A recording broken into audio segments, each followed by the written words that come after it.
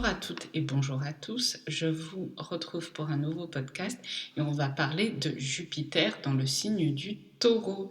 Alors, on va faire d'abord une petite rétrospective sur ce qu'a été Jupiter en Poisson, puis Jupiter en Bélier. Donc, Jupiter en Poisson, avec sa fameuse conjonction avec Neptune, a pu venir vous chambouler et remuer des émotions pour pouvoir vous laver de tout ce qui a été ancien, parce que le poisson, c'est le passé, hein, c'est la maison 12, et ensuite, vous demandez de tout élaguer pour pouvoir prendre un nouveau départ. Jupiter en Bélier. Bélier, c'est le premier signe du zodiaque. Et les poissons, c'est le dernier signe du zodiaque. Donc, on ferme un cycle qui a pu être chargé, douloureux. Ça peut aussi vous demander de regarder sur les 12 dernières années ce que vous avez accompli, de vous remercier, de vous pardonner, de vous... Voilà, de passer à autre chose tout en respectant la personne que vous avez été et en vous remerciant pour là où vous en êtes aujourd'hui, tout ce que vous avez appris. Donc Jupiter, c'est aussi l'apprentissage, c'est aussi tout ce qui est en rapport avec la loi, mais c'est aussi la grande bénéfique, la chance et l'optimisme. Donc c'est justement cet optimisme qui fait décrocher la chance. Donc après les poissons où on a élagué et fait remonter tout ce qui a été émotionnellement pénible, nous avons l'amorce d'un nouveau départ avec le bélier. Alors le bélier, c'est le premier signe du zodiaque et avec Jupiter, il est en, et ne me dites pas à tes souhaits, il est en trigonocratie. Alors qu'est-ce que c'est la trigonocratie? Dans les maîtrises, dans les maîtrises, vous avez l'exil, l'exaltation, la chute, le domicile. Donc en fait, Jupiter maîtrise le Sagittaire et les Poissons et en exaltation dans les cancers, dans le cancer. Et il est en trigonocratie dans le signe du Bélier, ce qui ajoute de la joie à l'optimisme. Donc, du coup, dans le signe du Bélier, vraiment, on nous a secoué. Ça a pu secouer en début d'année et d'autant plus au mois de mars-avril. Pourquoi?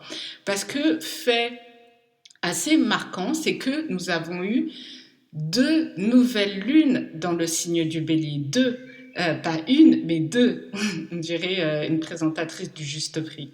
Bref, c'est-à-dire, on nous a vraiment réveillés parce que pour la inside joke des astrologues, Jupiter en Poisson, ça peut donner envie de dormir, hein. Je pense qu'en 2022, ça a dû vraiment patauger pas mal, voilà, fatigue, réveil tardif, etc. et autres. Donc, vraiment, les nouvelles lunes en bélier, pour ceux qui voudraient savoir, se remember ce qui a été, c'était le 21 mars 2023 et le 20 avril 2023, nous avons eu ces 2 nouvelles lunes dans le signe du Bélier, donc dans le même signe que Jupiter.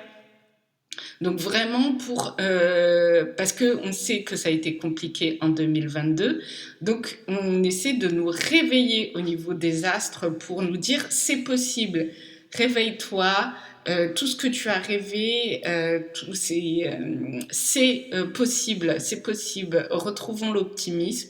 Donc vous avez pu ces dernières semaines, voire ces derniers mois, eu envie d'une nouvelle vie, de se dire je mérite une vie meilleure, je mérite une nouvelle vie, nouveau look pour une nouvelle vie.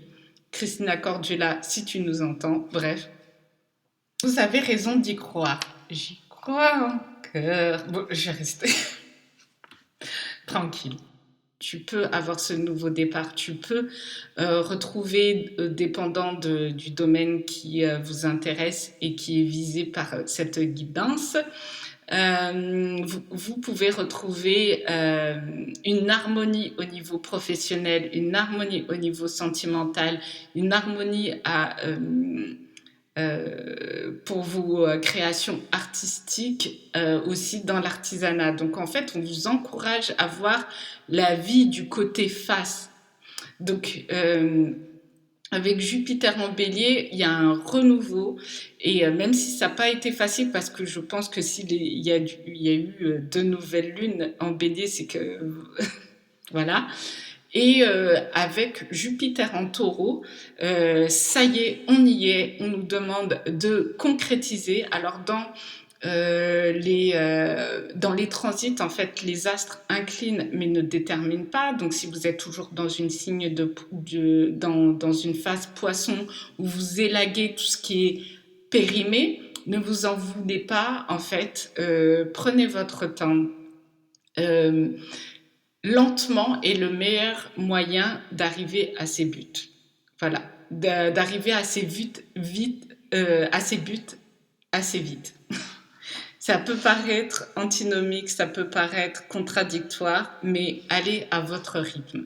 Bref, donc nous avons Jupiter qui va être en conjonction avec le nœud nord en taureau le 1er juin. Le 1er juin, nous avons le nœud nord, toujours qui va passer en bélier cette fin de printemps, début été. Donc là, il est toujours en taureau. Donc le nœud nord, c'est ce vers quoi nous devons tendre. Après, vous avez toujours votre libre arbitre. Donc, de ce que j'ai compris, c'est vraiment, en fait, tout ce qui est en rapport avec le respect de la nature, le respect du vivant. Et le respect du vivant, c'est pas forcément une écologie de publicité, une écologie de politique, plantons des arbres. Le respect du vivant, c'est reconnaître que nous sommes de la nature également. Il y a la nature, mais nous sommes également intégralement, pratiquement des leurs de cette nature. Nous faisons partie d'elle. Donc nous ne pouvons pas aller mieux si cette nature n'est pas respectée, si elle non plus ne va pas mieux. On est intrinsèquement liés à la nature. C'est pour ça que pour moi l'écologie, ça dépasse les clivages, ça dépasse le fait d'être bobo ou pas, parce que la nature, l'écologie, ça a été très rattaché aux bourgeois bohèmes, aux baba cool. Nous vivons certes pas tous dans le même monde, mais nous vivons tous sur la même planète. Donc, pour moi, la vraie écologie, c'est reconnaître que nous sommes tous dépendants de cette nature et qu'elle est généreuse et qu'elle ne peut pas faire autrement que nous donner. Elle est abondance, c'est ce qu'elle fait, c'est son cycle. Elle produit, elle est généreuse. Voilà, je ne vais pas m'étendre là-dessus. Ce transit de Jupiter en taureau nous aide justement à nous reconnecter avec cette nature, à voir à quel point elle est belle. Moi, j'ai jamais vu mes plantes comme ça. Moi, je les ai jamais vues. Elles sont absolument magnifiques. Elles poussent à une vitesse et je l'explique notamment par le transit harmonieux avec Saturne en poisson, parce que les poissons s'entendent très très bien avec le signe du taureau qui est un signe de terre rattaché à la nature, à la nourriture, et les poissons aussi, c'est ce qui nous nourrit, donc c'est très fertile.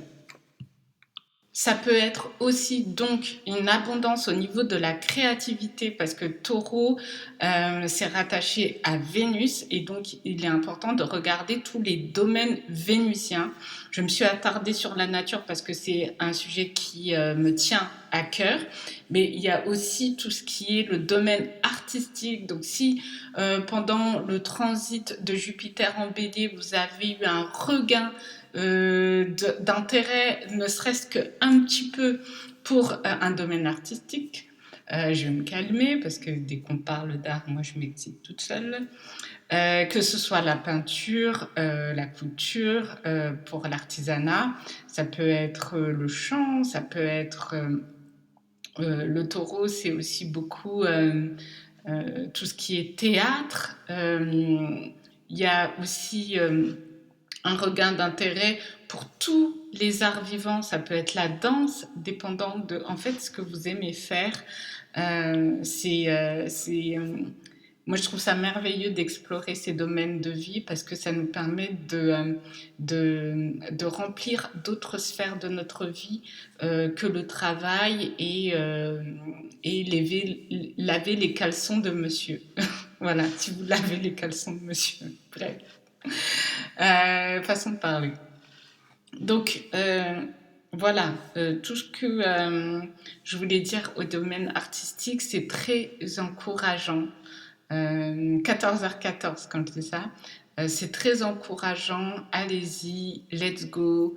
On ne sait jamais où ça va nous mener. Ne faites pas de projection non plus. Enfin, vous faites ce que vous voulez, hein, les enfants. C'est vrai que le taureau va aussi faire sa conjonction avec Uranus et je pense que ce sera une conjonction très importante dans le sens expansion plus soudainement. Donc en fait, avec Uranus, on ne sait jamais comment il va s'exprimer, pardon, jusqu'à ce qu'il s'exprime. C'est-à-dire que c'est vraiment la planète imprédictible au possible. Donc on peut regarder, qu'on soit astrologue ou pas, comment s'exprime Uranus présentement. Et ce que je vois, c'est que elle concrétise la révolution écologique. Il y a beaucoup de personnes qui se sont redécouvertes de talents en bricolage, qui se sont reconnectées à des connaissances anciennes, parce que le taureau est porteur de valeurs anciennes, mais celles qu'on a gardées, celles qui sont en harmonie avec ce qu'on est, dépendant en fait de ce que vous avez élagué ou pas quand Jupiter a fait son transit dans le signe des poissons. Voilà, si vous avez reconnecté avec ce que vous saviez faire avec vos mains, c'est une manière de... Enfin, c'est le bon moment pour l'explorer de manière plus profonde. Et c'est vrai que Uranus, c'est un événement qui vient de l'extérieur pour venir bousculer. Alors avec Jupiter, je pense que ça peut être vraiment des enrichissements soudains. Vraiment, c'est une très très belle période d'enrichissement et pas forcément que pécunier. Ça peut être enrichissement à travers la création artistique. Donc, c'est peut-être le moment de montrer ce que vous savez faire et montrer votre originalité, votre singularité, parce que Uranus, c'est la singularité, qu'est-ce qui me distingue des autres, c'est mon individualité et comment je peux le mettre au service des autres. Donc l'exemple, c'est par exemple, je peins des tableaux et j'ai montré mes tableaux, et ce qui va me différencier, ce qui va faire, enfin je dis mon petit quart d'heure de célébrité, ou ma célébrité carrément, c'est le fait que je sorte de, du lot. Parce que en fait, pour moi, Uranus, c'est aussi bien rattaché à la tour, mais ça peut être aussi le fou, l'énergie du fou dans le tarot, qui est la carte de zéro, donc qui est un éternel recommencement. Et donc, en fait, qu'est-ce qui fait que, voilà, ce que je suis intrinsèquement, au-delà du regard que les autres peuvent me porter. Donc, Jupiter, sachant qu'il est aussi l'apprentissage, la philosophie, mais aussi ça peut être aussi un petit peu la théologie, s'intéresser à l'histoire de l'humanité et qu'est-ce qui nous a composé à travers toutes ces années, ces milliers d'années. Ça peut être effectivement s'intéresser à tout ce domaine spirituel et de manière beaucoup plus concrète. Donc, certaines personnes peuvent commencer des formations dans ce sens-là. Uranus, ça peut être aussi des éclairs de génie. Donc, en fait, on peut avoir de belles découvertes en ce qui concerne la spiritualité, les énergies, voilà. Et ensuite, nous pouvons aussi, au-delà des découvertes, parce que Uranus, ça peut être ça peut également être des découvertes dans le domaine très vénusien. Donc ça peut être effectivement l'émergence de nouveaux artistes, mais ça peut être l'émergence aussi des nouvelles techniques de production agricole, des nouvelles techniques de création au niveau de l'artisanat. Donc, vous pouvez avoir des personnes qui vont être dans la construction et qui vont construire de manière très imaginative des nouvelles façons de vivre, en fait, au niveau de l'habitat, parce que le taureau, c'est aussi un signe qui est rattaché à la lune, donc le foyer, le quotidien. Donc en fait, on peut avoir des nouvelles façons de vivre. Là, je sais qu'en ce moment, il y a beaucoup de personnes qui explorent des façons de vivre en autonomie. J'en ai déjà assez parlé et je vous invite à écouter mon podcast sur les énergies de Uranus en taureau, puisqu'il est rentré en taureau en 2018 et qui va poursuivre son transit jusqu'en 2026. Donc, il n'a pas fini de révolutionner l'habitat, l'écologie, l'agriculture. Mais vraiment, avec Uranus, ça peut donner un gros coup de boost.